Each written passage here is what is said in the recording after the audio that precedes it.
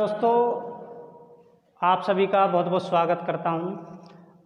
आज हम बात करेंगे संविधान के जो प्रमुख अनुच्छेद हैं उनकी बात करेंगे, जो बार बार एग्जाम्स में पूछे जाते हैं और अनुच्छेद हम याद करते हैं, याद नहीं हो पाते, लेकिन मैं एक ट्रिक आपको बताऊंगा और उस ट्रिक के द्वारा हम ये सारे अनुच्छेद याद करेंगे।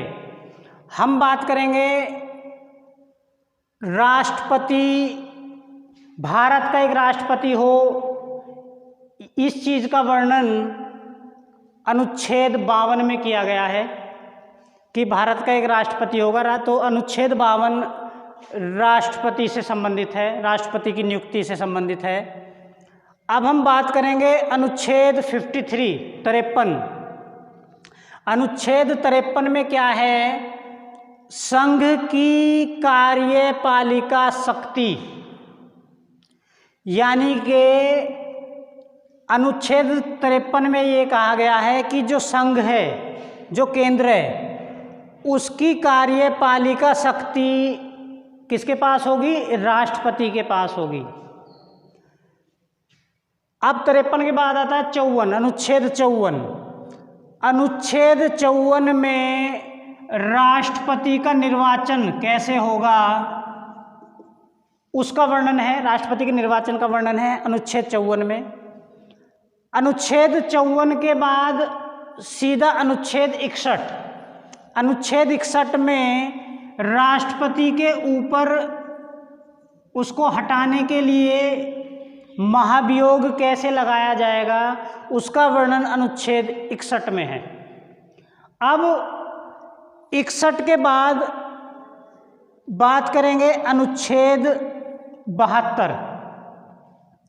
अनुच्छेद 72 में क्षमादान का वर्णन है, यानी कि राष्ट्रपति को किसी की सजा को माफ करने की शक्ति है, क्षमादान। तो वो उस चीज़ का वर्णन अनुच्छेद 72 में है।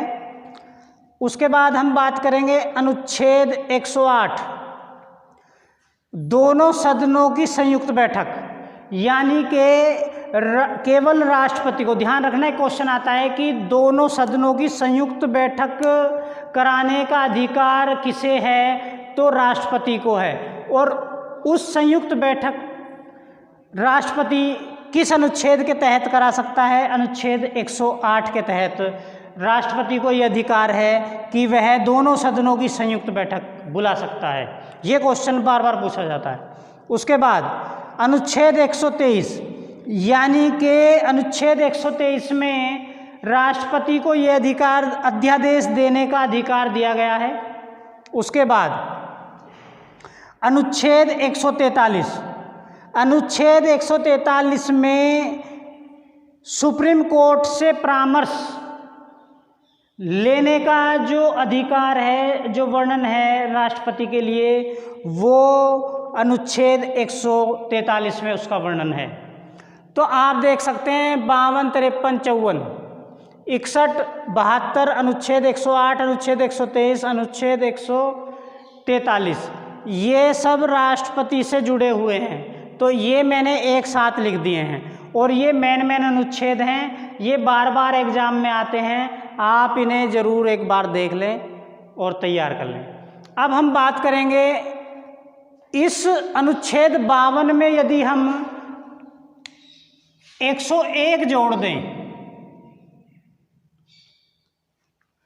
यदि 52 में 101 जोड़ दें तो ये बन जाता है 153। तो अनुच्छेद 153 किससे संबंधित है? राज्यपाल की नियुक्ति से। हर राज्य में एक राज्यपाल होगा और उसकी नियुक्ति से संबंधित जो नियम हैं वो सब अनुच्छेद 153 में लिखे गए हैं। तो अनुच्छेद 153 राज्यपाल से संबंधित है कि हर राज्यपाल का, हर राज्य का एक राज्यपाल होगा। तो इसकी ट्रिक यही है कि 52 में 101 जोड़ने पर 153, जैसे केंद्र में राष्ट्रपति होता है ऐसे ही राज्य में राज्यपाल होता है। भारत का एक राष्ट्रपति होगा अनुच्छेद 52 में, हर स्टेट का, राज्य का एक राज्यपाल होगा 153। अब बात करेंगे अनुच्छेद 163।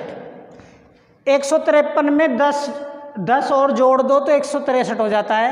अनुच्छेद 163 में मंत्रिपरिषद या मुख्यमंत्री का वर्णन है कि प्रत्येक राज्य का एक मुख्यमंत्री होगा और उसकी मंत्रिपरिषद होगी। ये अनुच्छेद 163 में वर्णन है। अब हम बात करेंगे कि यदि अनुच्छेद 52 में हम 11 जोड़ देते हैं तो 52 और 11 63, तो अनुच्छेद 63 उपराष्ट्रपति से संबंधित है कि भारत का एक उपराष्ट्रपति होगा और उसका वर्णन अनुच्छेद 63 में है। अब अनुच्छेद 63 के बाद आता है अनुच्छेद 74, अनुच्छेद 74। अनुच्छेद 74 में केंद्रीय मंत्रिपरिषद का वर्णन है जिसका मुखिया प्रधानमंत्री होगा। तो केंद्रीय मंत्रिपरिषद का जो वर्णन है वो अनुच्छेद 74 में है। अनुच्छेद 74 के बाद अनुच्छेद 75, इसमें केंद्रीय मंत्रिपरिषद की नियुक्ति कैसे होगी, जो मंत्रियों की नियुक्ति होती है उसका वर्णन अनुच्छेद 75 में दिया गया है। उसके बाद अनुच्छेद 76, अनुच्छेद 76 में महान्यायवादी का वर्णन है कि भारत का एक महान्यायवादी होगा।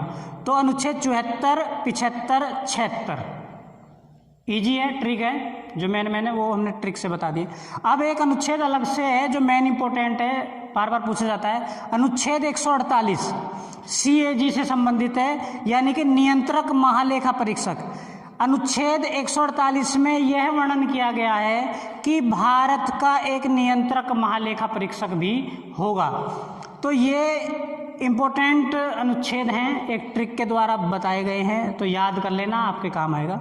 अब हम बात करते हैं अनुच्छेद 79,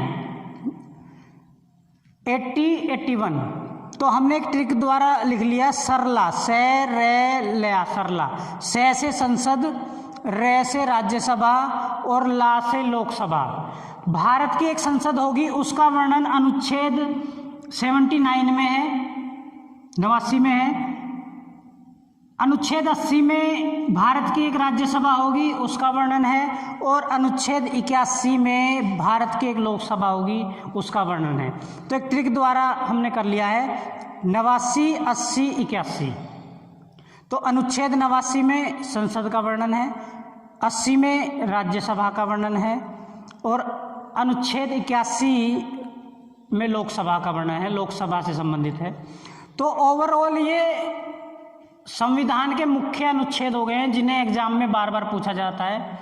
तो आप ध्यान से इन्हें याद कर लें, जिससे कि आने वाले एग्ज़ाम में आपको हमारे इस टॉपिक से मदद मिल सके और आपका कोई भी क्वेश्चन गलत ना हो।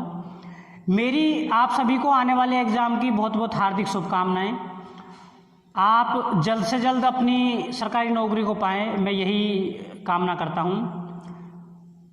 ये मेन अनुच्छेद हैं, इनको एक बार अच्छी तरह आप देख लें तो आपकी टॉपिक क्लियर हो जाएगा। धन्यवाद।